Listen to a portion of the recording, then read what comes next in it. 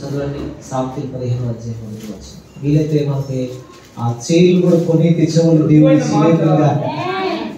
చదవండి. మృదువైన మాట క్రోధమును చల్లార్చును, నొప్పించు మాట కోపమును రేపును. yes మరొకసారి చదవండి. నొప్పించు మాట కోపమును ఏం చేస్తుంది? అంటే ఈ రోజు మన టైటిల్ ఏమిటంటే మృదువుగా మాట్లాడాలి. అందరూ చెప్పండి, పలకండి, అందరూ పలకండి. మృదువుగా మాట్లాడాలి అంటే ఏంటి? ఎలా మాట్లాడాలి? మృదువుగా అంటే నెమ్మదిగా మాట్లాడాలి, ప్రేమగా మాట్లాడాలి, ఏ గాయం అవ్వకుండా ఇతరులకి ఎవ్వరికి గాయం తగలకున్నట్లుగా మన మాటలు చక్కగా ఉండాలి. దేవుని స్తోత్రం కనుక బైబిల్ లేఖనాల్లో మనం చదివితే భక్తుడైన సంఖ్య ఈ యొక్క సామెతలు గ్రంథకర్త అంటాడు 15 అధ్యాయం 1వ వచనంలో మృదువైన మాట క్రోధమును చల్లార్చును. అంటే ఎప్పుడైతే మనం మృదువుగా మాట్లాడతామో కోపవస్తుడు కూడా ఏమైపోతాడు చెప్పండి? చల్లారిపోతాడు. మృదువుగా మాట్లాడడం మనం నేర్చుకుంటే మన కుటుంబాలు దీవించబడతాయి. మృదువైన మాట మనకు కావాలి. ఈ రోజు చాలా మంది మనం చూస్తున్నాం, మృదువైన మాటలు కనిపించట్లేదు. రే అంటే వాళ్ళు పిలిచే వాళ్ళు ఎక్కువైపోయారు, భర్తని గేలి తీసే వాళ్ళు ఎక్కువైపోయారు, కుటుంబంలో పిల్లల్ని గేలి తీసే వాళ్ళు ఎక్కువైపోయారు. అంటే ఇరుగు పొరుగు వారిని పిల్లలు కూడా చాలా మందికి సరిగ్గా రావట్లేదు. అంటే మృదువుగా మాట్లాడడం రావట్లేదు. మృదువుగా ఎవరైతే మాట్లాడతారో మృదువైన మాట కోపిస్తుని కూడా మంచోడు చేస్తుందట. గట్టిగా స్తోత్రం చెప్పండి. అందుకని మనం మృదువుగా మాట్లాడటం నేర్చుకోవాలి. మృదువైన మాటలు మన జీవితంలో ఉండాలి. మృదువైన మాటలు మనం నోటికి రావాలి. మృదువుగా మాట్లాడటం మనం నేర్చుకోవాలి. కానీ మనం ఏం చేస్తామంటే మన ఇంటి దగ్గర, మన పిల్లల దగ్గర, మన కుటుంబంలో మృదువుగా మాట్లాడడం మానేస్తాం.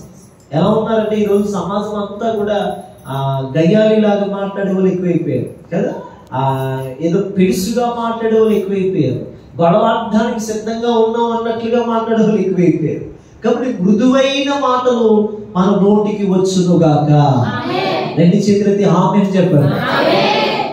అంటే మృదువైన మాటలు క్రోధమును చల్లారుస్తుంది, కోపాన్ని చల్లారుస్తాయి.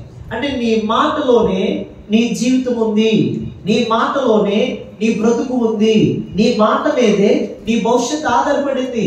నీ మాటలు బాగుంటే ఊరంతా బాగుంటుంది. స్తోత్రం కలుగుతా. ఏంటి ఎట్టగలకు ఒక ఆయన ఒక ఊరు వెళ్ళాడంట. ఊరు వెళ్ళి అన్నాడంట, ఏమయ్యా ఇక్కడ ఎవడో ప్రెసిడెంట్ ఎవడు అన్నాడు. ప్రెసిడెంట్ ఎవడు అని అడుగుతున్నాడు. ఇతనికి నువ్వెవడో అని చెప్పేసి ఆయన అడిగారంట. ఆ అడిగినోడు ఎవరో కాదు, డైరెక్ట్గా వెళ్ళి ప్రెసిడెంట్ గారిని అడిగాడంట. ఆయన ఎవడయ్యా ఇక్కడ ఎవడో ప్రెసిడెంట్ ఎవడు అని అడిగితే, ఇంతకు నువ్వెవరు సార్, మీరెవరు సార్ అని అడిగితే, నేను ఇక్కడ మాకు ఈ ఊర్లోని మరి మేము ఇలా తలదాచుకోవడానికి వచ్చాం. తలదాచుకోవడానికి వచ్చినోడు ఇంత చేస్తాడా చెప్పు. అప్పుడు ఆయన అన్నాడు, నేనే ప్రెసిడెంట్. ఏంటి చెప్పో, నీ మాట్లాడి ఎక్కువ అవుతుంది ఏంటి? ఇలాగైతే ఎవడైనా స్థలం ఇస్తాడా నీకు? చెప్పండి. ఇలాగైతే ఎవడైనా తలదాచుకోవడానికి ఊర్లో గ్రామంలోకి రానిస్తాడా? గెట్ అవుట్ అని చెప్పేసి ఆ ఊరిలోంచి ఆ పెడుసుగా మాట్లాడడం, గొడుసుగా మాట్లాడడం, కోపంగా మాట్లాడడం, ఉద్రేకంగా మాట్లాడడం ఏం చేశాడు? ఆయన పంపించేశాడు. ఇంకో బ్యాచ్ వచ్చింది.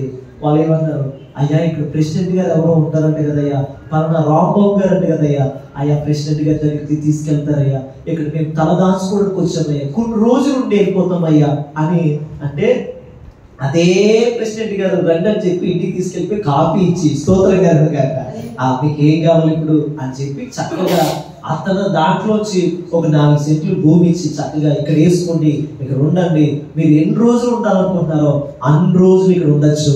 ఎవరైనా ఏదైనా అంటే వాళ్ళ ప్రెసిడెంట్ గారు తాలిక్ అని చెప్పండి. గట్టిగా స్తోత్రం చెప్పండి. హల్లెలూయా. అంటే ఏంటి? మాట చూడండి, ఒక అందమైన మాట జీవితాన్ని ఎలా కట్టుతుంది? అందమైన మాట, మృదువైన మాట.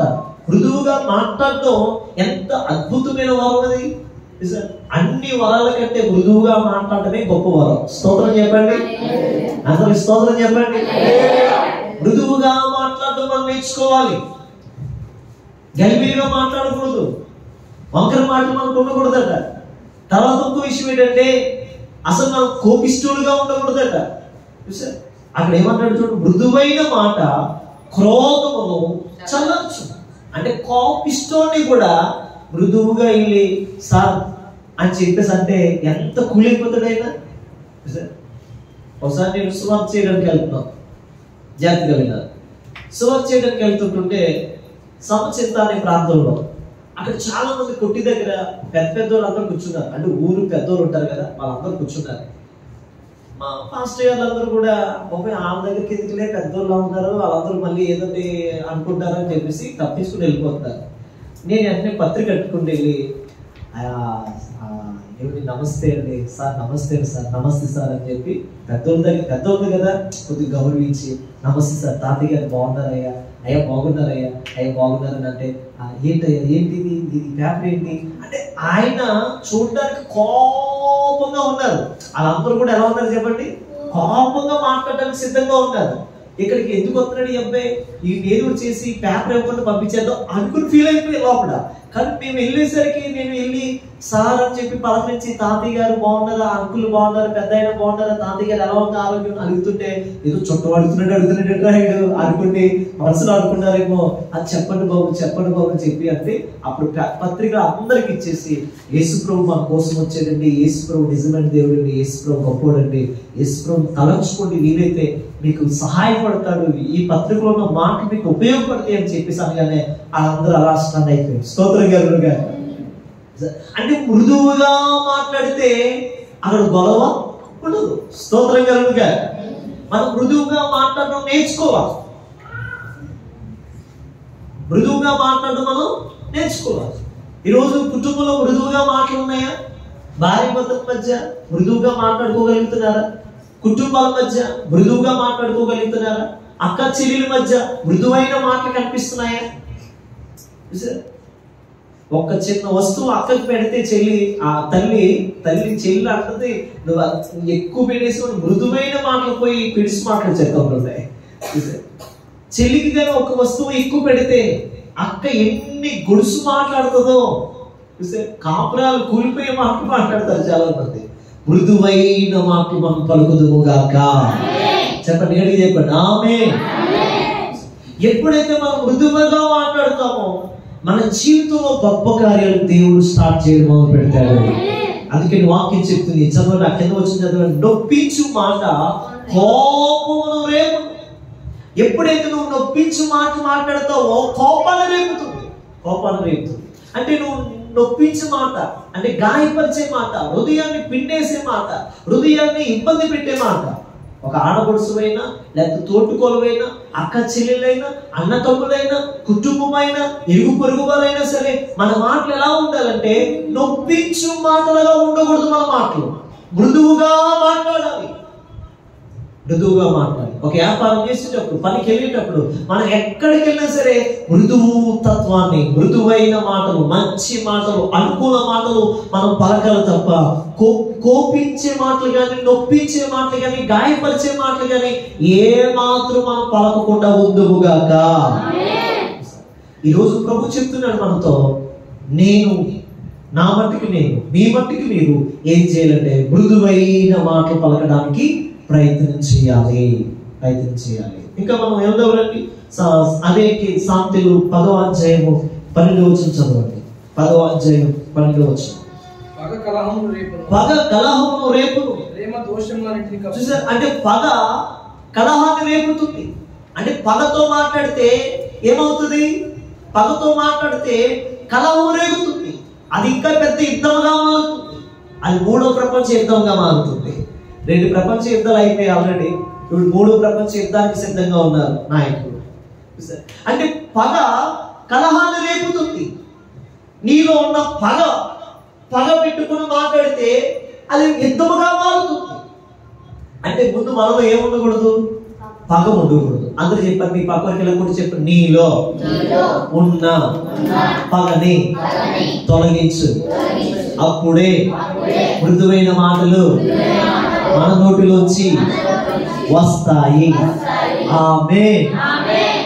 అంటే పగ ఉన్నప్పుడు మన మృదువైన మాటలు పలకలే. పగ ఉన్నప్పుడు మృదువైన మాటలు మన నోట్ల నుంచి రావు. పగ ఉన్నప్పుడు మృదువైన లక్షణాలు మన జీవితంలోంచి రావు. పగ అనేది పోవాలి. పగ అనేది పోవాలి. భార్యకి భర్త మీద పగ పోవాలి, భర్తకి భార్య మీద పగ పోవాలి, పిల్లలకి తల్లిదండ్రుల మీద పగ పోవాలి, తల్లిదండ్రులకి పిల్లల మీద పగ పోవాలి. కుటుంబంలో, సంసార జీవితంలో, సమాజంలో పగ పెట్టుకుని మనం బ్రతకూడదు. పగ పెట్టుకుని మనం బ్రతకూడదు. పగ మనకి సంబంధించింది కాదు, అది సాధారణ లక్షణం. పగ మనకు సంబంధించింది కాదు. మనకి సంబంధించిన లక్షణం ఏంటో తెలుసా? ప్రేమ. మనకు సంబంధించిన లక్షణం కాదు అది. దేవుడికి సంబంధించిన లక్షణం కాదు అది. పగతో మనం ఉంటే, పగతో మనం జీవిస్తే, పగతో మనం మాట్లాడితే మనం అక్కడ యుద్ధాన్ని సృష్టిస్తాం కానీ, గొడవలు సృష్టిస్తాం కానీ, గొడవ లేకుండా ఉండాలంటే నీలోకి ప్రేమ మాటలు రావాలి.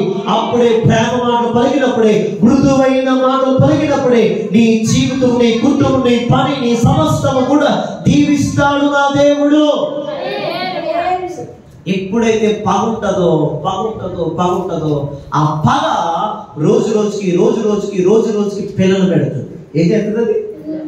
చెప్పలు గడికి ఏం చేస్తుంది? పగ ఏం చేస్తుంది? రోజు ఒక రూపాయి దాస్తే ₹1 అవ్వ. అలాగే పగ కూడా రోజుకి పెంచుకుంటూ పోతే మొత్తం నీ శరీరాన్ని ఇష్టంతో నింపేస్తుంది. నీ శరీరమే పగతో నింపబడుతుంది. నీ కళ్ళలో పగ, నీ మాటలో పగ, నీ నాలుగులో పగ, నీ చేతిలో పగ, నీ కాళ్ళలో పగ, నీ వస్త్రాల్లో పగ, అంటే సమస్తము కూడా పగ. ఆ పగ ఏమవుతుంది? అగ్నిగా మారిపోతుంది. అగ్నిగా మారిపోతే నువ్వు అందరినీ కలిసి దానిగా మారిపోతావు. ఇంకా కొడుకు ఉండదు, భర్త ఉండదు, పిల్లలు ఉండరు, సంసారం ఏమి ఉండదు. ఇక అంత కాల్చేది. అంటే పగ ఎప్పుడైతే మనలో ఉంటుందో ఆ పగ మనల్ని ఏం చేస్తుందంటే ఖచ్చితంగా కలహము రేపు.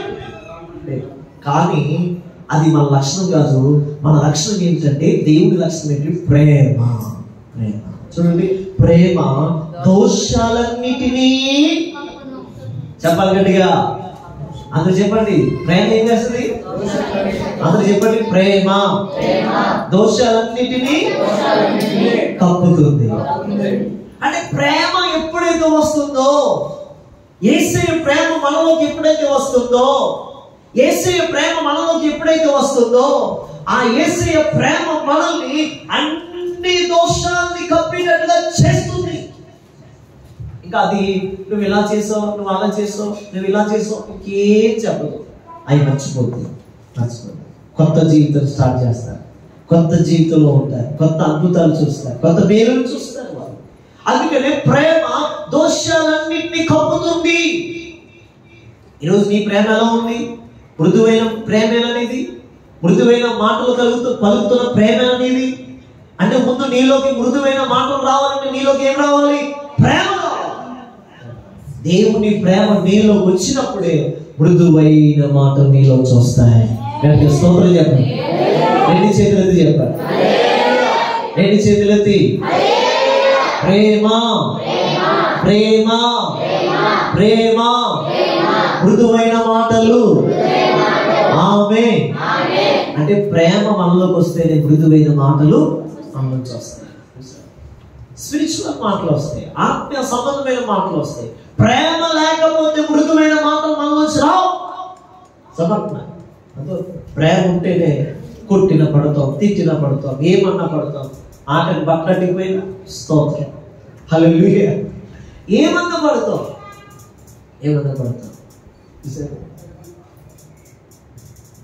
ఆ సహోదరి భర్త కుడుతూ ఉంటాడు రోజుగా. తన సహోదరి తన భర్త కొడుతూ ఉంటుంటే ఈ బిడ్డ ఎంత కొడుతున్నాడో అంతకంటే ప్రేమించడం మొదలు పెడుతున్నాడు. కొట్టడం ప్రేమించడం, కొట్టడం ప్రేమించడం, కొట్టడం ప్రేమించడం, తాగడం వచ్చి కొట్టడం ప్రేమించడం, తాగడం వచ్చి కొట్టడం, ఇవి ప్రేమించడం. తాగొచ్చినోడు ఎలా ఉంటాడండి? బాగా సిరిగిపోతే వార్నింగ్స్, రోడ్ల మీద పడిపోతాడు. ఇలాగ పడిపోతున్న టైంలో ఆ భర్తని దగ్గరికి చేర్చుకుని స్నానం చేయించి మళ్ళీ వేడిలు పెట్టి, ఏం పెట్టి వేడిలు పెట్టి స్నానం చేయించి, తలకు స్నానం చేయించి చక్కగా అది కావలసినవన్నీ మళ్ళీ ఈవిడే కష్టపడి పనిలోకి వెళ్ళి మంచిగా చికెన్ తెచ్చి మంచిగా బిర్యానీ వండి ఆ దగ్గరికి తీసుకుండి హత్తుకుండి భర్తను పెట్టుకుని ఒళ్ళో పెట్టుకుని చంటి పిల్లోడికి తినిపించినట్టుగా తినిపిస్తుందండి ఈ భార్య. ఏం చేస్తుందండి? చంటి పిల్లోడికి తినిపించినట్టుగా తినిపిస్తుందంట. చంటి పిల్లోడికి తినిపించినట్టుగా తినిపిస్తూ ఉంటుంటే ఆ భర్త ఒక రోజు అనుకున్నాడంట, నేను ఎన్ని చేసినా, ఎంత కొట్టినా, ఎన్ని చేసినా, ఆఖరికి ఎంత ఇబ్బంది పెట్టినా ఈవిడేంటి ఎంత ప్రేమ చేసుకుంటుంది నా మీద అంటే, అప్పుడు అడిగాడంట, ఏమే ఇలాగే నా మీద ఎందుకు అంటే ఆ భాషలో మాట్లాడుతానే మరి నా భాష అనుకున్నాను, ఏమే ఎంత ప్రేమ చేసుకుంటున్నావు నీవు, ఏంటి నా ఏంటి అసలు నేనంటే ఎంత, అసలు నన్ను వదిలేసి వెళ్ళిపోవచ్చు కదా, ఎందుకు ఇన్ని బాధ నీకంటే, లేదండి మీరు కొట్టినా పడతానండి, తిట్టినా పడతానండి, మీరే నా సర్వస్వం అండి, యేసయ్య తర్వాత మీరే నాకు సమస్తము, యేసయ్య తర్వాత కాబట్టి మీరు ఏమన్నా పడతానండి, మీరు లేకపోతే నేను బ్రతకలేదండి అని ఒక్క మాట అంటానండి. గుండెకి జల్లుమందండి ఆ భర్తకి. ఆ రోజు నుంచి మొత్తం తాగుడు మానేసాడు, బట్టలు వేసుకోవడం నేర్చుకున్నాడు, ఇంకా అన్ని పనులు మానేసి, అంటే చెడ్డ పనులన్నీ ఇంక తిరిగే కార్యక్రమాలన్నీ మానేసి ఆ రోజు నుంచి మంచి వాడిగా మారిపోయి భార్యని ప్రేమించడం మొదలు పెట్టాడు. ఈమె ఎంత ప్రేమించిందో కొట్టే వదిలి ఇతను కూడా అంతగా ప్రేమించడం మొదలు పెట్టాడు భార్య.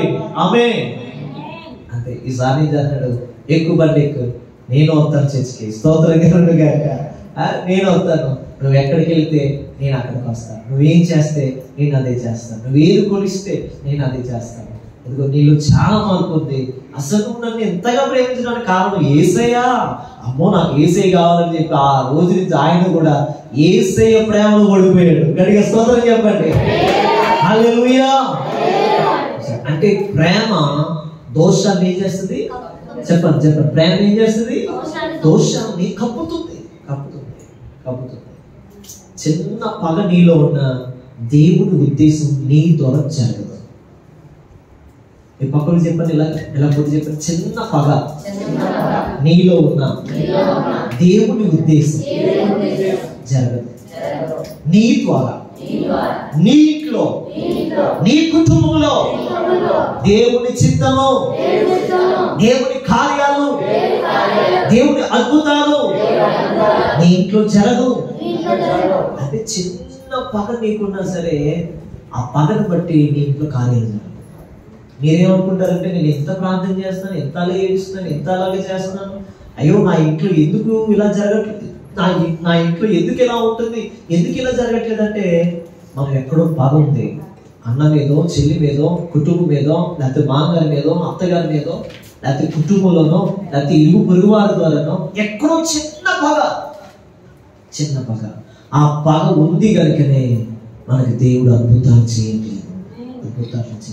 ఆమేన్ కాదు ఏడాది ఈ మాట ఆమేన్ కాదు.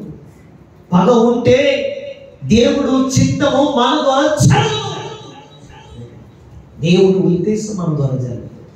మీరు రోజు రోజుకి కొన్నిసార్లు కుసించుకోవడానికి కారణం ఏంటి తెలుసా? పగే. మృదువైన మాటలు లేకపోవడం వల్లే, మంచి మాటలు నీ నోట్లోంచి రాకపోవడం వల్లే నువ్వు కుంగిపోతున్నావు. అందుకే దేవుడు ఈ రోజు నీతో పలుకుతున్నాడు, మృదువైన మాటలు నీలోంచి వచ్చును గాక, నీలోంచి వచ్చును గాక, నీలోంచి వచ్చును గాక. మృదువైన మాటలు మనము సమాజానికి ఇచ్చుదుము గాక. ఓకే ఇంకా చదువుతాం. 15వ అధ్యాయము 18వ వచనం, సామెతలు 15వ అధ్యాయం 18వ వచనం.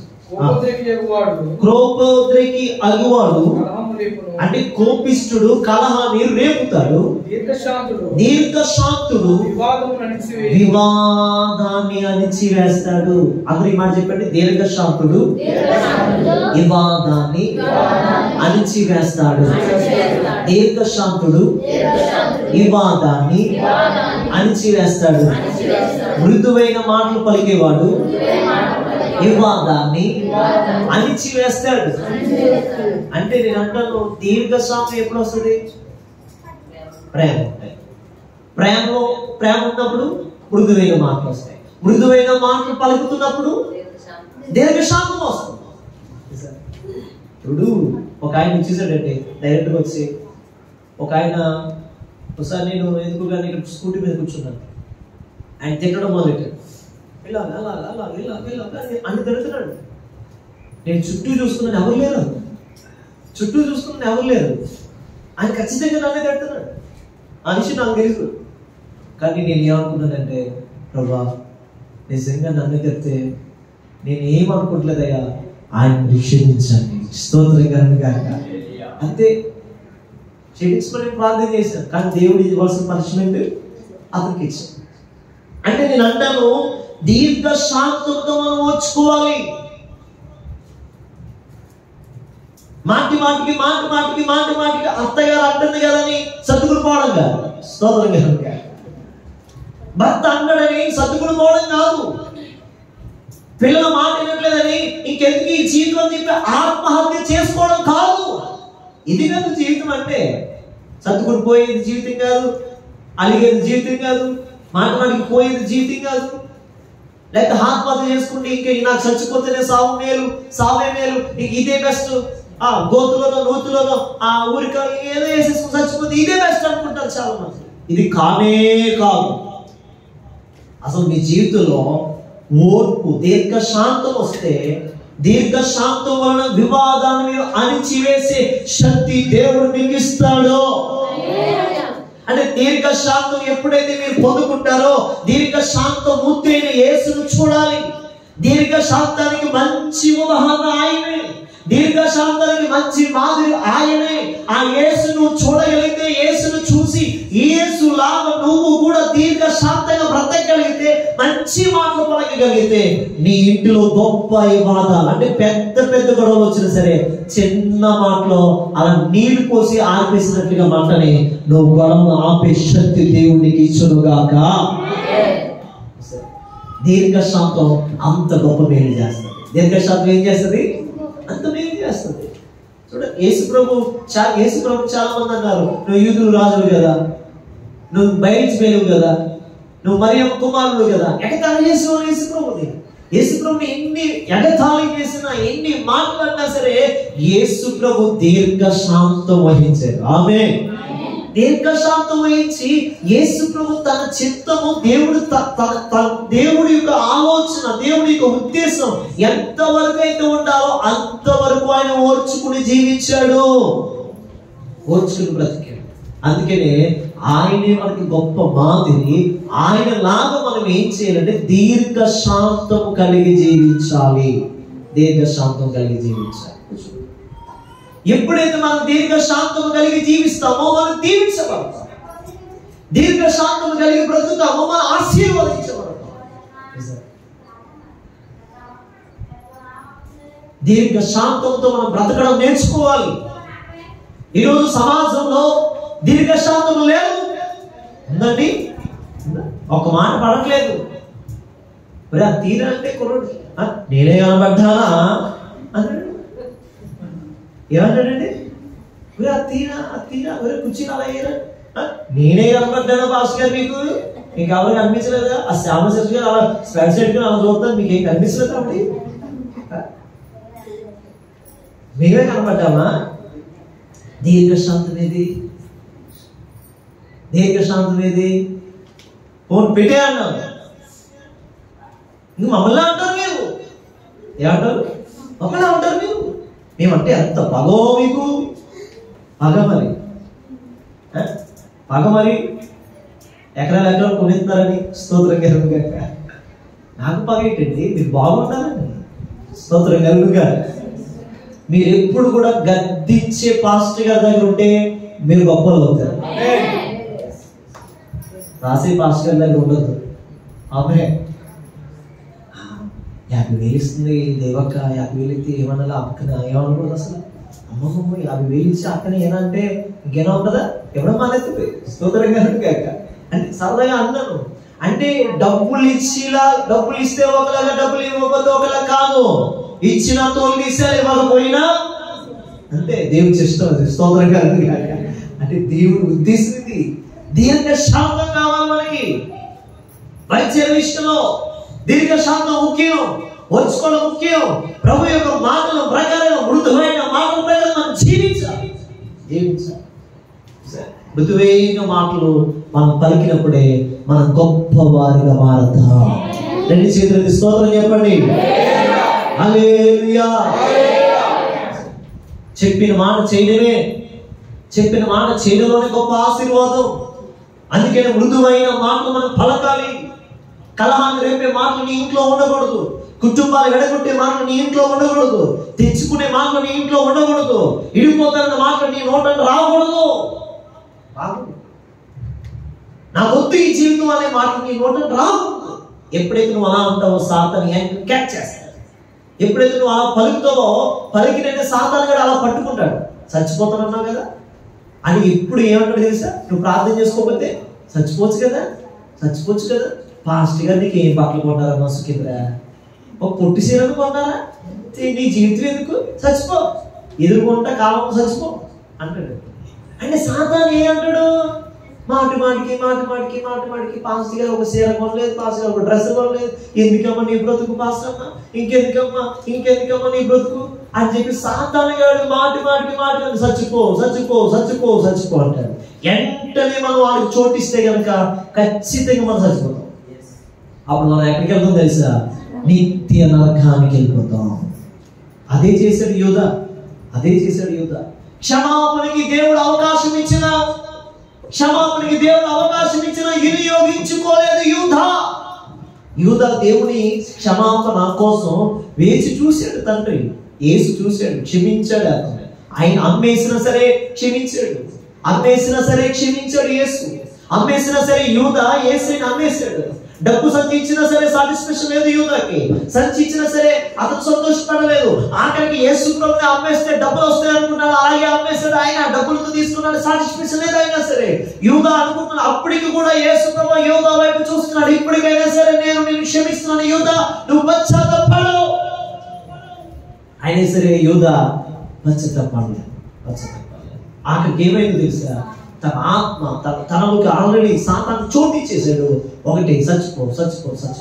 అంత ఎప్పుడైతే చెట్టుకి వేసుకుంటే చెట్టుకి తానేసుకుంటే ఎప్పుడైతే తన పేక్కేసుకున్నాడో ఒక్కసారిగా చచ్చిపోయాడు. మరణాన్ని తెచ్చుకున్నాడు.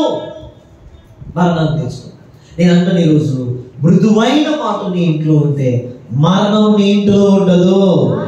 గట్టిగా చెప్పండి, చెప్పండి. మరణం నీ ఇంట్లో ఉండదు. మృదువైన మాటను పలుకుతూ ఉంటే మరణానికి నీ ఇంట్లో చోటు లేకుండా ఉంటుంది. మరణానికి నీ ఇంట్లో చోటు ఉండదు. ఆయన ఇచ్చినప్పుడే మరణం వస్తుంది తప్ప నీ సొంత మరణం నీ ఇంట్లో ఉండదు. ఆమేన్. మృదువైన మాటలు నీ జీవితం కాపాడుతాయి.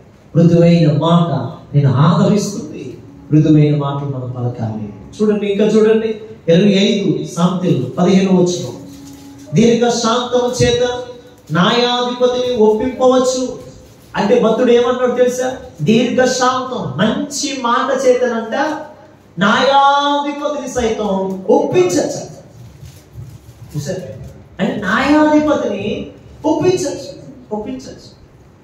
అంటే మంచి మాటలు పలికితే ఎమ్మెల్యే సార్ కూడా లోపడతారు. స్తోత్రం కలుగుగా. సరే సమాజానికి మంచిది సార్ అని చెప్తే ఎమ్మెల్యే సార్కి ఇష్టం అవుదా? సీఎం సార్కి ఇష్టం అవుదా? పిఎం సార్కి ఇష్టం అవుదా? అవుతుంది. అంటే ఇక్కడ ఏం చెప్తాడు?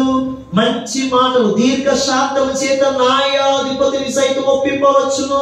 సాత్వికమైన నాలుక ఎముకలను సైతం కొడుతుంది. ఆమేన్. అందరూ ఆమేన్ చెప్పండి, గట్టిగా చెప్పండి. మీరు ఒకసారి మీ ఇలా పెట్టి చెప్పండి. నాలుక, ఓ నాలుక, నా నాలుక, నీవు సాత్వికమైన నాలుకగా మారుదుగాక. యేసయ్య సాత్వికుడు. ఆయన నాలుక కూడా సాత్వికమైన నాలుక. ఆ నాలుక పలికిన ప్రతి మాటలో విడుదల కలిగింది. యేసయ్య పలికిన ప్రతి మాటలో విడుదల కలిగింది. ఎముకలకు స్వస్థత వచ్చింది. కుష్ఠరోగులు బాగుపడ్డారు. మోగవాడు లేచి, మోగవాడు మాట్లాడాడు, చెవిటివాడు విన్నాడు, పడిపోయిన వారు సైతం లేచి నిలబడ్డారు, దయ్యాలు సైతం లేచి ఓడిపోయేవారు. అట్లా వద్దు ఆ మాట. స్తోత్రం ఎనుగా. అంటే మనకి ఏం కావాలి ఈరోజు? దీర్ఘ శాంతంతో మంచిగా మాట్లాడితేనంటే న్యాయాధిపతిని సైతం మనం కూల్ చేయొచ్చు. స్తోత్రం ఎనుగా. దానియేలు ఏం చేశాడు? రాజులు 5 రాజులు కూల్ చేశాడు. స్తోత్రం కలుగును గాక. అందులో ఏమంటే హల్లెలూయా. 120 మంది దానియేలు గ్రంథం మీరు చదువుకోండి. 120 మందిలో ప్రాముఖ్యుడు దానియేలు. మళ్ళీ 120 మందిలో 3 ప్రాముఖ్యులు. ఆ 3లో కూడా ప్రాముఖ్యుడు దానియేలు. 3లో కూడా ప్రాముఖ్యుడు, ప్రధానమంత్రి, మంచి పోస్ట్ పొందుకున్నాడు. 5 రాజులు మారారట.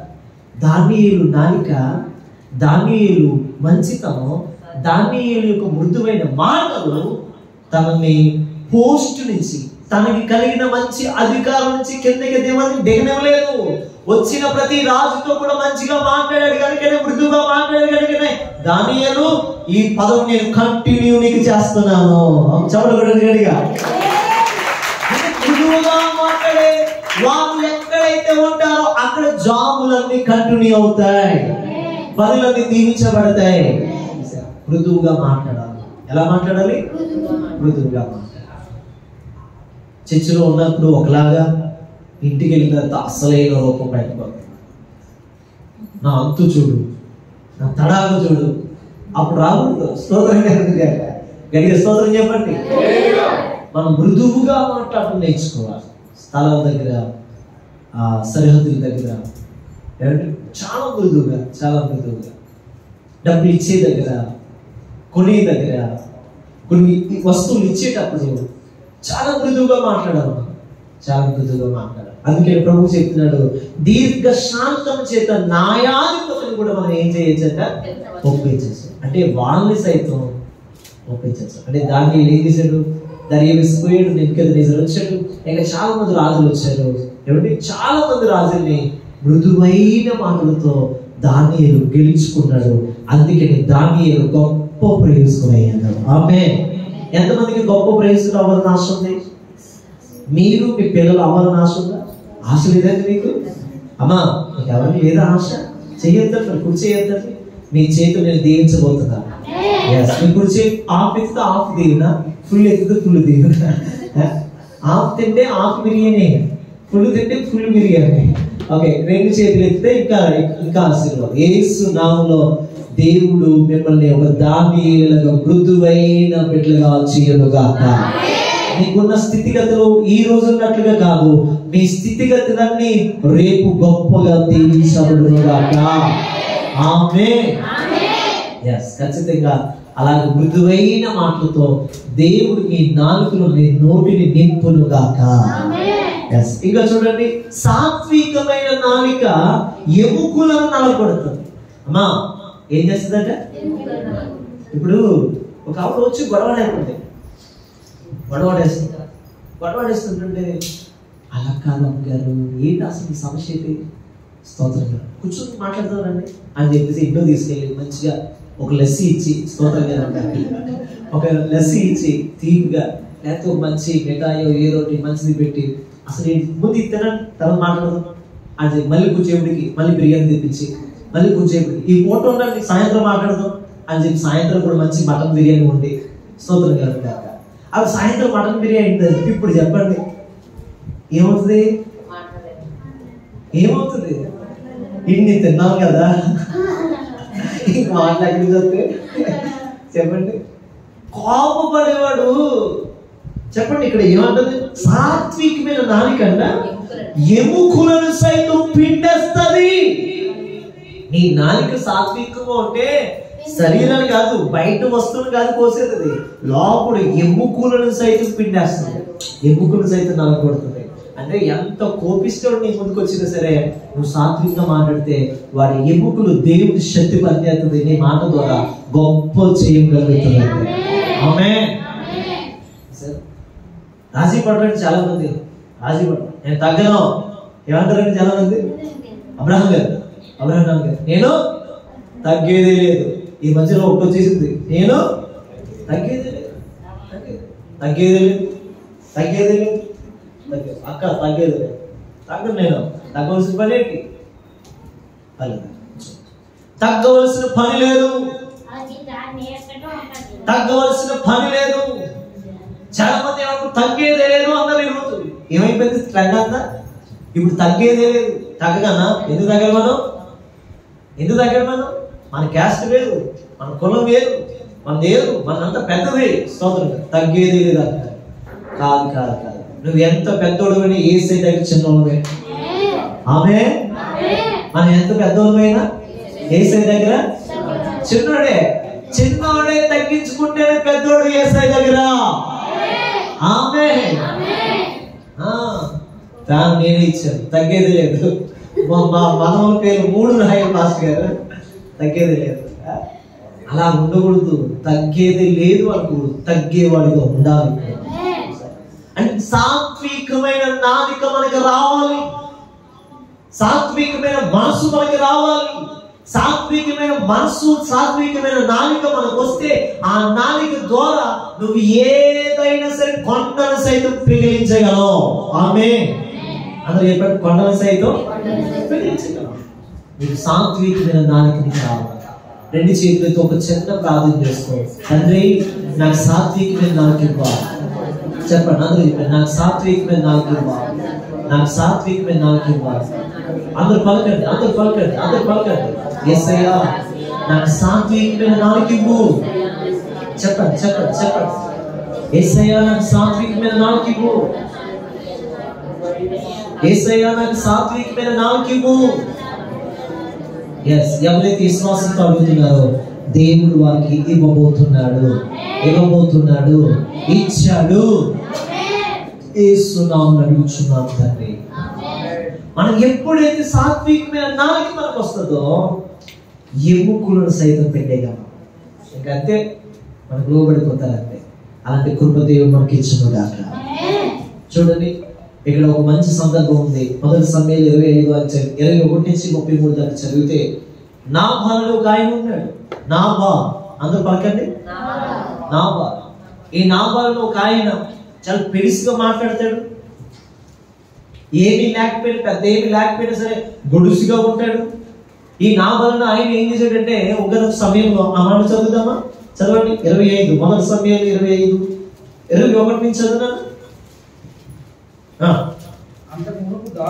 దావీదు నాబాలుకి కలిగిన అంతటిని ఏదీ పోకుండా అరణ్యంలో నాబాలు యొక్క ఆస్తిని అంతటిని దావీదు కాపాడాడు. కాయితూ వచ్చి తిని ఉపకారమునికి అపకారం చేశాడు అనుకొని అతనికున్న వారిలో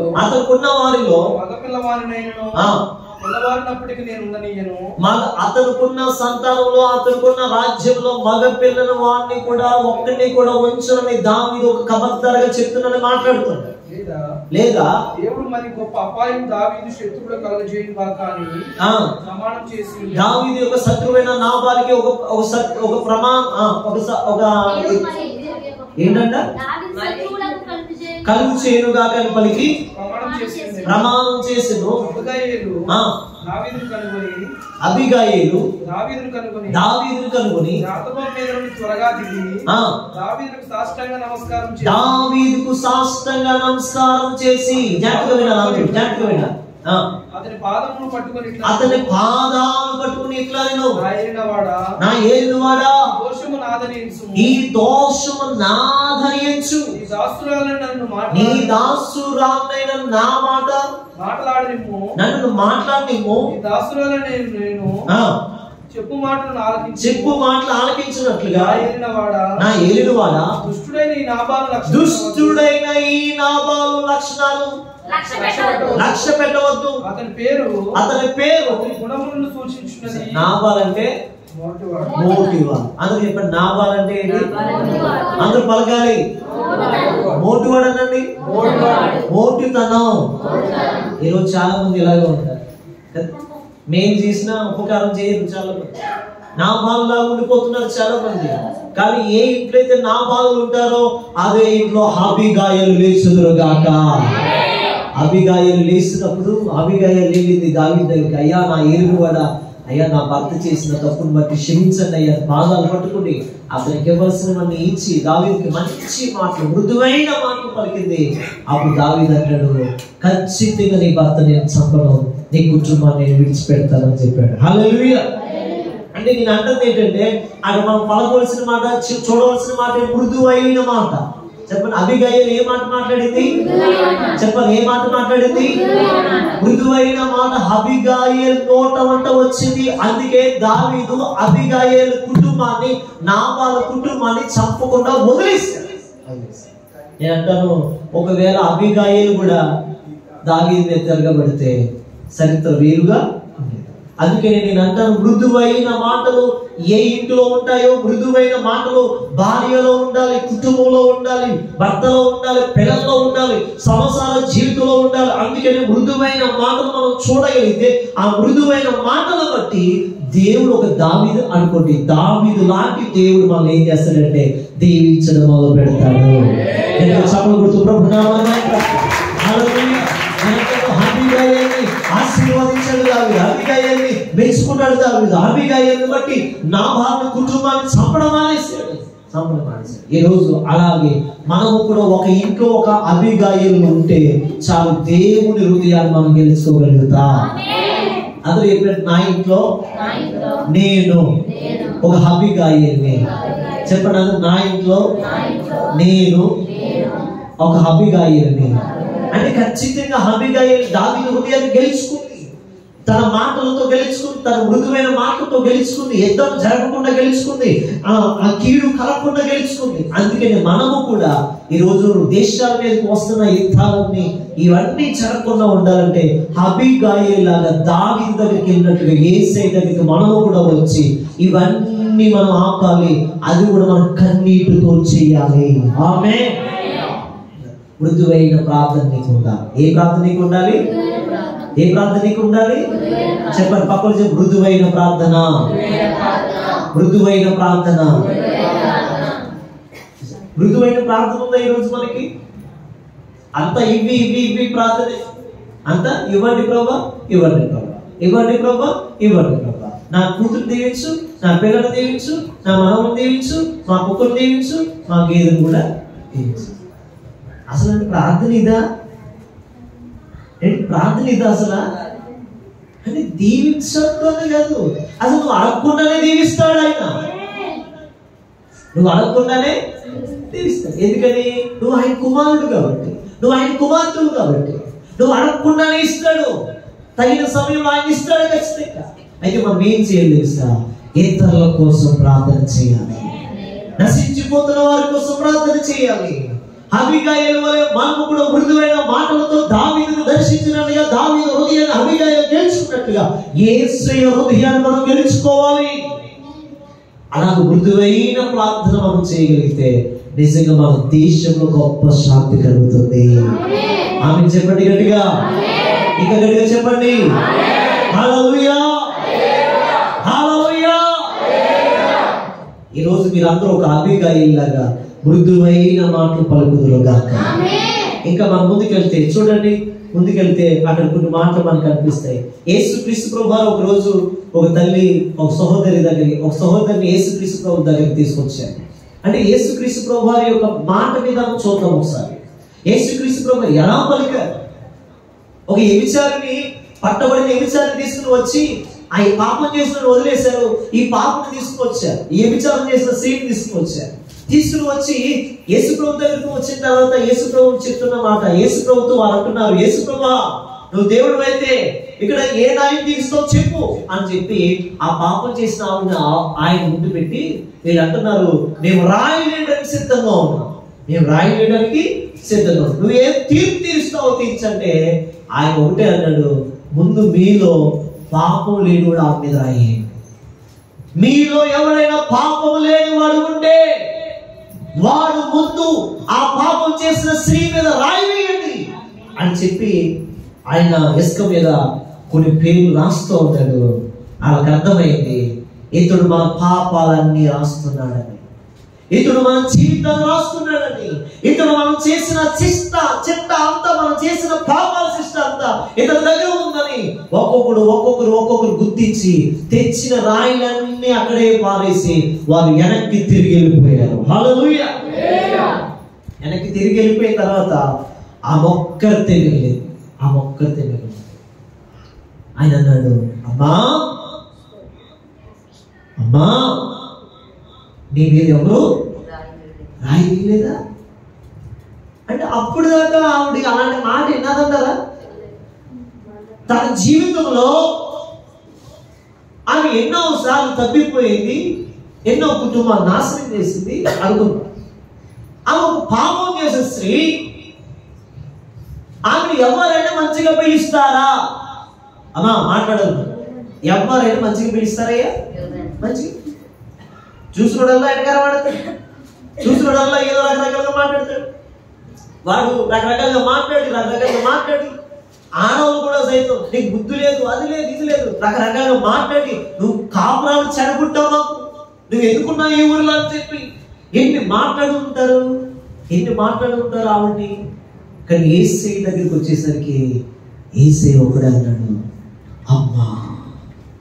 అది మృదువైన మాట కాదా? ఎంత అద్భుతమైన మాట అది, అమృతం లాంటి మాట అది. మృదువైన మాట యేసు నోట వచ్చింది. యేసు నోట ఎప్పుడైతే మృదువైన మాట వచ్చిందో ఆమె బ్రతుకు మారింది. ఈ బ్రతుకు ఇంకా అమ్మా అని పిలిచే యేసు నాకున్నాడు, అమ్మా అని పిలిచిన యేసు నాకు చాలు, అమ్మా అని పిలిచిన ఒక మంచి మాటని యేసు నోట నేను విన్నాను, ఈయన నేను ఆరాధించకుండా ఉండలేను, ఈయనకి నేను రుణస్తురాన్ని, ఇతను జీవితం ఇతనే నాకు కావాలని చెప్పి యేసు ప్రభు కోసమే బ్రతకడం మొదలుపెట్టింది. యేసు దేవుడి కోసం బ్రతకడం మొదలుపెట్టింది. చచ్చిపోయినప్పుడు ఆవిడే ముందు వచ్చింది. స్తోత్రం కలుగుగా. అంటే బ్రతుకు మారుతుందండి. మృదువైన మాటలు ఏ మారుతుంది? బ్రతుకు మారుతుంది. అమ్మాని పిలిచాడట, అమ్మాని సంబోధించాడట. మృదువైన మాట. యేసయ్య లక్షణాలు మొదటి మాట మృదువుగా పిలిచాడు. ఆమె జీవితం మారింది, ఆమె బ్రతుకు మారింది. ఇక పాపం చేయడం మానేసింది, వ్యభిచారాన్ని పక్కన పెట్టింది, పరిశుద్ధంగా బ్రతకడం మొదలు పెట్టింది. ఎప్పుడైతే పరిశుద్ధంగా బ్రతకడం మొదలు పెట్టిందో, ఎప్పుడైతే యేసుతో పరిశుద్ధమైన జీవితాన్ని ఆమె జీవించడం మొదలు పెట్టిందో, అలాంటి మధురమైన జీవితంలోకి ఆమెను యేసు నడిపించాడు. అందుకనే ఆమె అమ్మ అనే మాటకి తన జీవితాన్ని మార్చుకుంది. ఈరోజు నువ్వు అలా పిలవగలవా? నీ ఇంటి ముందు ఒక వ్యభిచారం ఉంది అనుకుందాం, నువ్వు ఎలా చూస్తున్నావు? ఈరోజు ఒక పాపం చేసి ఆయన ఉన్నాడు, పాపం చేసే సహోదరి ఉంది నీ ఇంటి ముందు, అయితే నీ కాలనీలో, నువ్వు ఎలా చూస్తున్నావు? ఈరోజు అందంగా మాట్లాడగలుగుతున్నావా? ప్రేమగా మాట్లాడగలుగుతున్నావా? నువ్వు ప్రేమిస్తేనే ఆ ఇలువేంటో అప్పుడు తెలుస్తుంది. యేసయ్య ప్రేమను పంచాలి. మన పిల్లాలి. అందరూ రకరకాలుగా మాట్లాడినా మనం మట్టికి గౌరవంగా పిల్లాలి. ఆవిడకి ఎందుకండి గౌరవం అని సమాజం అంటది, ఆవిడకి ఎందుకండి విలువ అని సమాజం అంటది. కానీ యేసయ్య దృష్టిలో అలాంటి వారి కోసమే వచ్చాడు. ఆమేన్. చాలా మంది మీరు చూస్తుంటారు, బయట ఉంటారు జెండాస్, చప్పట్లు కొట్టేవాళ్ళు ఉంటారు, చప్పట్లు కొట్టేవాళ్ళు. మనం వాళ్ళని చూసి చాలా ఇరిటేషన్ చేసుకుంటాం. పక్క కూడా రాలేదు, మనకంటే వాళ్ళు బాగుంటారు. కానీ బాగా అంటే వాళ్ళని చూస్తున్నప్పుడు వాళ్ళకి కంపరం ఎక్కువైపోతుంది. కూర్చోలే వాళ్ళు చేస్తే సిరా కనిపిస్తుంది, వాళ్ళ పక్కన ఉంటే సిరా కనిపిస్తుంది. మరి ఎవరు పంచుతారు అలాంటి వాళ్ళకి ప్రేమ? దేవుడు పంచి కదా, దేవుడు స్వయంగా వచ్చి పంచడు. నీలో నుంచి యేసయ్య ప్రేమ వారిలోకి వెళ్ళాలి. అడిగే స్తోత్రం చెప్పండి. చప్పట్లు కొడుతూ స్తోత్రం చెప్పండి. యేసయ్య ప్రేమ నీలోంచి వారిలోకి వెళ్ళాలి. ప్రేమించండి. అలాంటి వారి సైతం మనం తప్పుగా చూడొద్దు. వారి తప్పులన్నీ కప్పి, ప్రేమ దోషాలు తప్పుతుందని కప్పి ఒక అందమైన మాట మాట్లాడండి, వారి జీవితంలో గొప్ప వెలుగు కలుగుతుంది. ఆమేన్. అందుకని ప్రభు చెప్తున్నాడు, అమ్మా అని పిలిచావు నీవు. ఎన్ని పాటలు కట్టారండి ఆ మాట మీద. అమ్మాని పిలిచావు ప్రభువా,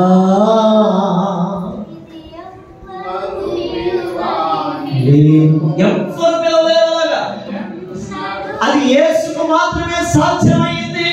ఆమేన్. యేసుకు మాత్రమే సాధ్యమైంది. ఎన్నడూ పిలవలేరు, ఎవరు పిలవలేరు, అది యేసుకు మాత్రమే సాధ్యమైంది. యేసు ఒక్కడే వ్యభిచారి సైతం అమ్మాను పిలిచాడు. అందుకే ఆమె జీవితం మారింది. ఒకరోజు శిష్యులు ఏమనుకున్నారంటే యేసుని పట్టేసుకున్నారు. యేసుని తీసుకెళ్ళిపోయారు. యేసుని తీసుకెళ్ళిపోయిన తర్వాత ఆయన కలవరి శిలువలో అప్పగించేశారు. శిష్యులు అందరూ అనుకున్నారు ఇంక మనం పని అయిపోయిందిరా అని చెప్పేసి నేను తట్టబుట్ట సర్దుకుంటే మళ్ళీ చూడండి నా మాట చదవండి. యోహాను సువార్త 21:2-5 వచ్చిన దాన్ని చదవండి. తోమా అంటున్నాడు, పేతురు, సీమోను పేతురు, దిదుమ అనబడుతున్న తోమాయు, గలిలయలోని కానాను ఊరివాడగు నతానీయేలును, జెబెదయి కుమారులను, శిష్యులలో మరి ఇద్దరు కూడి ఉండిరి. శిష్యుల్లో మరి ఇద్దరు కూడి ఉండిరి. సీమోను పేతురు అంటున్నాడు, చేపలు పట్టబోతునని వారితో అనగా, ఇదిగో జాగ్రత్తగా నేను చేపలు పట్టడానికి వెళ్ళిపోతున్నాను, ఏదో వస్తారా? స్తోత్రం. ఏమంటాడండి? అయ్యా ఇలా చూడండి, నా వైపు చూడండి. ఏమంటాడు? యేసుప్రభుని ఎవడిచ్చాను? యేసుప్రభు రొట్టె పెట్టాడు, చేప పెట్టాడు. ఇప్పుడు దాకా బాగా నీళ్ళింది మన బండి. మరి యేసుప్రభు ఆయన చేయవలసిన పని ఆయన చేశాడు, వెళ్ళిపోయాడు. ఆయన కలవలసిలకు అప్పగించబడ్డాడు. మరి ఆయన ఒత్తడు రావడం మనకి తెలియదు. స్తోత్రం గారుగా తెలీదు. కాబట్టి ఈ పేతురు అంటున్నాడు, ప్రధానంగా ఉన్న పేతురు, మొదటిగా పిలువబడిన పేతురు, దేవుని ఆత్మతో పిలువబడిన పేతురు రా, నేను మనుషులు బట్టి చేయాలిగా నేను చేస్తాను అన్న పేతురు. ఏమిటి ఎక్కడ దాచుకున్నాడో అలా. స్తోత్రం గారు. మనం కూడా చాలాసార్లు దేవుని మీద ఆధారపడ్డాం. ఇంకా ఏదో పాత ఉంచుకుంటాం. ఏం చేస్తామండి? పాత వ్యాపారం, పాత బ్రతుకు ఉంచుకుంటాం. ఎక్కడో చిన్న ఉంచుతాం. ఇది సెట్ అయిపోయినాకో మళ్ళీ అలా దూకించంతే. స్తోత్రం గారు. ఏమంటారు చాలా మంది? పాతది ఉంచుతారు. ఒక నరంలో పాతది ఉండాలంటారు. పేతురు కూడా చూడండి, యేసుప్రభు ఇలా వెళ్ళడం లేదు, కలవలసికి ఎక్కడం లేదు, ఆయన సమాధిలో పెట్టబడ్డడం లేదు. వెంటనే పేతురు అంటున్నాడు, శిష్యుడితో అంటున్నాడు, నేనైతే వెళ్తున్నాను చేపలు పట్టడానికి. ఇంతటికి 3.5 సంవత్సరాలు అయింది. వలలు పక్కన పెట్టి, చేపలు పక్కన పెట్టి, అంటే సముద్రాన్ని విడిచిపెట్టి, వలలు పక్కన పెట్టి, సమస్తాన్ని విడిచిపెట్టి, అన్ని పక్కన పెట్టి విడిచిపెట్టి వస్తే ఇప్పుడు పేతురుకి వెంటనే వల ఎక్కడ దొరికింది అంటే ఎక్కడో, అయ్యా మాట్లాడదు, ఎక్కడో పేతురు ఏం చేశాడు? దాచాడు. ఏసీలోని మనకి నీళ్ళు జరగపోయినాకో అలా పోదాం. ఏం చేద్దాం? అటు ఒక రాయి ఇటు ఒక రాయి ఉన్నాను మనం. అలా ఉండాలి, ఇలా ఉండాలి మనం. అటు పాలు వేయాలి, ఇటు పాలు వేయాలి. ఆ రెండు వాళ్ళు విడిపోతే మధ్యలో పడిపోతాం. ఈరోజు చాలా మంది అలా ఉన్నారు. అటో కాలు ఇటో కాలు కాదు, వేస్తే 2 కాలు ఒకే పడలేదు. యేసు నామము నిన్ను గమ్యానికి చేర్చేవాడు ఉన్నాడు. నిన్ను గమ్యానికి చేరుస్తాడు. నీ అప్పులు, బాధలు, సమస్యలు, రోగాలు, ఇబ్బందులు, సమస్యలు నీకు ఏదున్నా సరే యేసు నామం పలకంతే. యేసు నామం పలంగా ఆ యేసు నామం నిన్ను లోతులో ఉన్న నిన్ను, బావిలో ఉన్న నిన్ను, సమస్యలో ఉన్న నిన్ను ఒక రోజు పైకి లేవనెత్తుతుంది. గట్టిగా చెప్తాం హల్లెలూయా. నేను అంటాను ఖచ్చితంగా, పేతురుకి వల దగ్గర పెట్టుకున్నాడు. అంటే యేసయ్య ఒకవేళ వెళ్ళిపోతాడు, చచ్చిపోతాను అంటున్నాడు ప్రజల కోసం. ఏదో రోజు మళ్ళీ మనం లోపలికి మళ్ళీ చేపలు పట్టుకోవడానికి వెళ్ళిపోలేమో అని చెప్పి పేతురు అంటే వల దగ్గరే పెట్టుకున్నాడట. యేసయ్యకి కనపడకుండా, శిష్యులు కనపడకుండా, తన తోటి శిష్యులు కనపడకుండా. ఇప్పుడు అంటున్నాడు, యేసయ్య ఎప్పుడైతే వెళ్ళిపోయాడో, రే నేను వెళ్తాను రోయ్. ఎక్కడికి? గలిలయ ప్రాంతానికి వెళ్తున్నాను, సముద్రానికి వెళ్తున్నాను, చేపలు పట్టడానికి వెళ్తున్నాను. ఎవరైనా వస్తాడా? అరే ఉన్నావని ఉంచిపెట్టు, నువ్వు ఉన్నావని నువ్వు వెళితే వెళ్ళు, ఉన్నవాన్ని ఉంచువా నువ్వు. స్తోత్రం గారుగా. చూడండి పేతురు లక్షణం ఏమిటి? ఇతను ఒక్కడే వెళ్ళేటప్పుడు వచ్చేటప్పుడు ఎంతమంది తీసుకొచ్చాడు, వెళ్ళేటప్పుడు కూడా అంతమంది తీసుకెళ్ళిపోతాడు. చూసారు? అంటే ఒక్కడే వెళ్ళాడండి. చేపలు పట్టడానికి రా అంటే తోమ వచ్చేసాడు. చెప్పు ఎంతమంది వచ్చారు ఇక్కడ? తోమ వచ్చాడు, నతానీయేలు వచ్చాడు, జెబెదయి కుమారులు ఉన్నారు, శిష్యుల్లో 2 కూడా ఉన్నారు. తగ్గిదాకా ఒక 7 మంది అవుతున్నారండి. పేతురుతో కూడా ఒక 6 మంది వచ్చేసారండి. ఇప్పుడు యేసు ప్రభు ఆయన సముద్ర తీరానికి వచ్చాడు. ఆమేన్. ఇప్పుడు యేసు ప్రభుకి కోపం రావాలా లేదా? అయ్యా చెప్పండి, కోపం రావాలా లేదా? నీకు ఒక పని ఇచ్చాడు, డబ్బులు ఇచ్చాడు, అన్ని ఇచ్చాడు, అన్ని చూడే ఇదిరా ఇలా ఉన్నదా ఇలా చెయ్యండి అని చెప్పేసి అన్ని చేసిన తర్వాత నేను వెళ్తాను ఇవన్నీ చెప్పిన తర్వాత మళ్ళీ వెనక్కి వెళ్ళిపోతే వేసే కోపం రాదు, కోపం వస్తుంది. కానీ ఆ మాట చదవండి మీరు. పిల్లలారా యేసు అంటున్నాడు, ఏమన్నాడు? పేతురు పెద్దోడా చిన్నోడా? తోమ పెద్దోడా చిన్నోడా? జబదయి కుమారులు పెద్దోడా చిన్నోడా? చెప్పండి. ఎదుగుల మట్టికి ఎదిగారు కానీ వాళ్ళ శాస్త్రాలు ఎలా ఉన్నాయి? అమ్మ చూడాలి జాగ్రత్త. వాళ్ళ శాస్త్రాలు ఎలా ఉన్నాయి? పిల్లల శాస్త్రం. అందుకని యేసు ఏమన్నాడు తెలుసా? వాళ్ళు ఏమీ అవ్వలేదు, మాటతో కూడా దూషించలేదు, కనీసం వాళ్ళని పేతురుకు ఇలా పోతావా అని అనలేదు, శపించలేదు. తోమా నువ్వు అలా పోతావా అని శపించలేదు. ఇక జబదయి కుమారులు మీరు ఇలా పోతారని శపించలేదు. అసలు పాస్టర్ గారి నోటంట, దేవుడు యేసయ్య నోటంట ఎప్పుడు శాపం రాకూడదట. స్తోత్రం కలుగుగా. ఏం రాకూడదు? ఇప్పుడు అలా రాకుండా ఉండాలంటే మీరు ఎలా ఉండాలి? అది మీరు కూడా చక్కగా ఉంటే శాపం వచ్చిన వాళ్ళు. ఆమేన్. కాబట్టి నేను అంటాను, శాపం వచ్చిన యేసయ్య నోటంట రాలేదు. యేసయ్య ఏమన్నాడు చూడండి. పేతురు ఎంత గాయపరిచాడు, ఒక్కడిని కాదు 6 తీసుకెళ్ళిపోయాడు. 6 తీసుకెళ్ళిపోయి గాయపరిచినా సరే ఆ సముద్ర ఒడ్డుకు వచ్చి యేసయ్య అంటున్నాడు, పిల్లలారా పిల్లలారా పిల్లలారా తినడానికి ఏమైనా మీ వద్ద ఉన్నదా? ఉన్నదా? ఆయన అంటున్నాడు, శిష్యులు అంటారు, అయ్యా మేము రాత్రి అంతా ప్రయాసపడ్డాం కానీ ఒక చేప అయినా. ఆయన చెప్పండి ఒక చేప అయినా చెప్పండి అమ్మ, గట్టిగా గట్టిగా చెప్పండి. చెప్పండి ఒక చేప అయినా. యేసయ్య లేకుండా మనం ఎంత కష్టపడినా సరే ఆ కష్టం అంతా వృధా అయిపోద్ది. యేసయ్య ఉండి యేసయ్య నామములో ప్రార్థన చేసుకుంటూ స్టార్ట్ చేస్తే వ్యాపారాలు దీవించబడతాయి, పంటలు దీవించబడతాయి, మీ ఉద్యోగాలు దీవించబడతాయి, మీ పిల్లల చదువులు దీవించబడతాయి. ప్రార్థన చేసుకుని ఎవరా ఎగ్జామ్ రాయడం కంటే ఎగ్జామ్ బాగా రాస్తాడు. స్తోత్రం కలుగుతాడు. ఆడు చదవకపోయినా రాస్తాడండి, చదివితే దేవుడి కృప ద్వారా రాస్తాడు.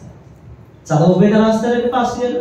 సంవత్సరం అంతా ఖాళీగా వచ్చినాడు, ఇప్పుడు ఎగ్జామ్ రాయిస్తానండి అంటే ఆ ప్రార్థన ఫలించదు. ఇట్లా మనం శోధించకూడదు దేవుణ్ణి.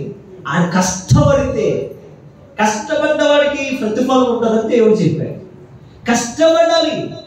ఇంకా కష్టపడిన తర్వాత దేవుడు ఎందుకండి అంటారా? చాలా మంది ఈ ఆలోచన కూడా అవుతుంది. ఇంకా కష్టపడితే దేవుడు ఎందుకంటే అంటే మధ్యలో కోతులు ఆపేస్తాయి. మధ్యలో ఏం చేస్తాయి? అది ఆ కోతులు ఆపకుండానే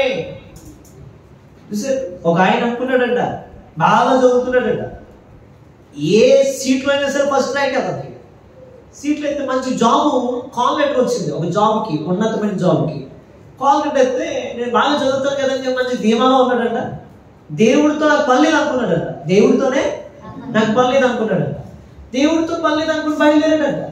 మధ్యలో ఒక 10 కోతులు కలిపి అతను బండిని ఆపేసేయంట. అతను ఏం చేసే బండి ఆపేసి ఒక కోతి ఏడిపింది, ఇంకో కోతి ఏడిపింది, ఆఖరికి ఆ సర్టిఫికెట్లన్నీ పడిపోయేది. స్తోత్రం కలుగుగాక. హల్లెలూయా చెప్పండి గట్టిగా. ఇప్పుడు చెప్పండి, ఇప్పుడు ఏం కావాలి అతనికి? అది దేవుడు అవసరత కావాలి. మన జ్ఞానం మీద బతికేద్దాం ఎప్పుడు అనుకోకూడదు, మన శక్తి చేత బతికేద్దాం ఎప్పుడు అనుకోకూడదు, మనకి చాలా ఉంది కదా మనం బతికేచ్చు అని ఎప్పుడు అనుకోకూడదు. ఏ టైంలో ఏం జరుగుతుందో మనకు తెలియదు. కాబట్టి బండ్లు వాళ్ళు అవుతాయి, వాళ్ళు బండ్లు అవుతాయి. స్తోత్రం కలుగుతాయి. కాబట్టి అలా కూడా అవుతుంది. కాబట్టి మన దేవుడే శరణం అని బ్రతకాలి. అందరూ చెప్పండి, దేవుడే శరణం. ఆమేన్. ఎలా బ్రతకాలి మనం? దేవుడా నీవే, నాకు నీవే నాయన, ఎన్ని ఉన్నా నీవే, ఏది ఉన్నా నీవే, ఎంత వ్యాపారం ఉన్నా నీవే, నీవే, నువ్వు లేకుండా ఏది నేను చేయలేను అని చెప్పి మనం ప్రార్థనతో ప్రారంభించాలి, ప్రార్థనతో ముగించాలి. స్తోత్రంగా చూసారా? అప్పుడు యేసు పిల్లలారా మీ వద్ద ఏదైనా ఏమీ లేదు, ఏమీ లేదు. ఏమి వెంటనే యేసు అన్నాడు, ఇక్కడే. పేతురు, అయ్యా రాత్రి అంతా ఇక్కడే కొట్టుకున్నాం. ఏం చేస్తున్నాడు పేతురు? ఇక్కడ వేసామయ్యా, ఇక్కడ వేసి ముందుకెళ్ళామయ్యా, మాకు తెలిసి ఎక్కడ చేపలు పడతాయో మాకు తెలుసు. ఎందుకంటే ఆల్రెడీ పేతురు చేపలు పట్టడంలో బాగా ఆరితేరిపోయింది. లోతుకి వెళ్తే పడతాయని తెలుసు, వాళ్ళ ఎక్కడ వేస్తే పడతాయో తెలుసు పేతురికి. అన్ని ట్రై చేశాడు. ఆఖరికి నెత్తలో గొల్లలో స్తోత్రం ఏమొచ్చాయి పేతురికి కష్టానికి? ఏసై లేకుండా వెళ్ళాడు కదా పేతురు, ఏసై లేకుండా వెళ్ళాడు కదా శిష్యులు. నెత్తలోని, ఇసుకని, తుప్పలోని, ముళ్ళులోని, ఇంకా చెప్పండి ఏమంటాయి, జర్రని జారిపోయి పాములు పడ్డాయి.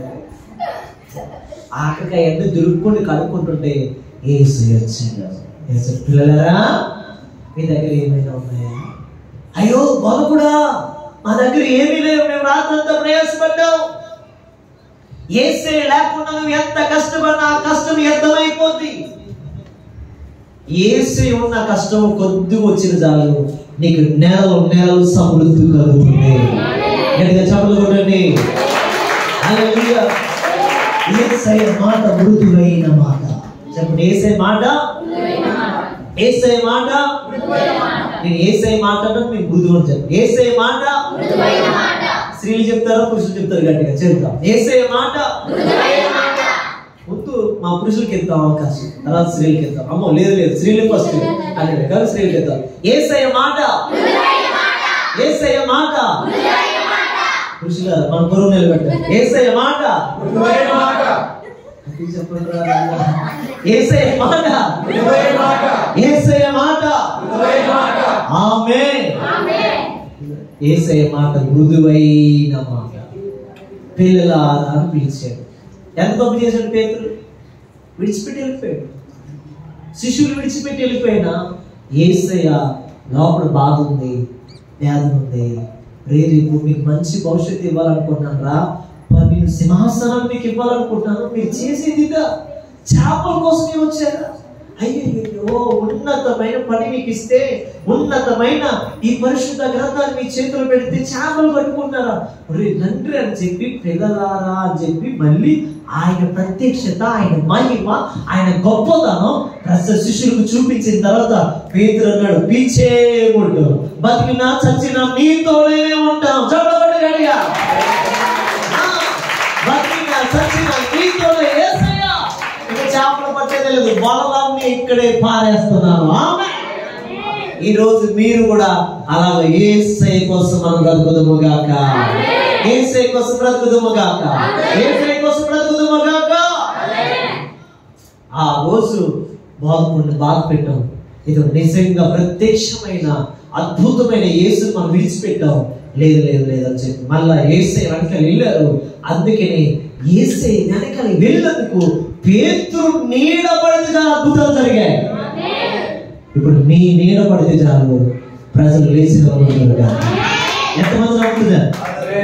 నా నీడ పడితే స్వస్థత కలగాలి. ఎంతమంది ఆశపడుతున్నారు? ఆశపడుతున్నారా? అమ్మగారు ఆశపడతారా? పాట పడితే దయ్యాలన్నీ పారిపోవాల్సి. పాట పడితే మనం పాట పాడినా, వాక్యం చదివినాం, పాట బైబిల్ చదివినాం, ఒక చిన్న ప్రార్థన చేసినాం, మనం నడుచుకుంటే వెళ్తే చాలు దయ్యాలన్నీ గుంపుగా మారిపోవాలంటే. అలాంటి శక్తి దేవుడి అందరికి ఇచ్చిన. ఈరోజు మీరందరూ ఒక సువార్తికురాలుగా మారిపోవాలి. రానున్న దినాల్లో పాస్టర్ గారు ఉంటారు, ఇంకా మీరే పాస్టర్ గారు. రానున్న దినాల్లో చర్చలు ఉండవు, ఇక చర్చలు పెద్ద పెద్ద చర్చలు ఉన్నాయా, అవన్నీ క్లోజ్ అయిపోతాయి. అవన్నీ క్లోజ్ అయిపోతాయి. ప్రతి ఇంట్లో పాస్టర్ ఉండాలి, ప్రతి ఇంట్లో పాస్టర్ గారు ఉండాలి. నాగేశ్వర గారు పాస్టర్ గారు అయిపోవాలి, గల్బాబు గారు పాస్టర్ గారు అయిపోతారు. అని అంటే సూర్యబాబు గారు ఆ పాండికి వాళ్ళు పాస్టర్ గారు అంతే. వాళ్ళు సీక్రెట్ గా ఉన్నాం. ఏసై మాట చెప్పాడు, 4 మాటలు గుడ్డులో దింపడం, ఏసైలో ప్రకటించడం. ప్రైజ్ ఎలా అంతే గొప్ప కార్యం. ఇవన్నీ జరిగితే రేపు రాబోతున్న దినాల్లో ఇంక ఇవేమి ఉండవు. ఎక్కడ బిల్లింగ్ అక్కడ ఉంటుంది, ఎక్కడిది అక్కడ ఉంటుంది. మనం ఎన్ని కొట్టుకున్నా ఇక్కడ ఉంటాయి. యేసై కోసం బ్రతికే వారు లేపబడతారు.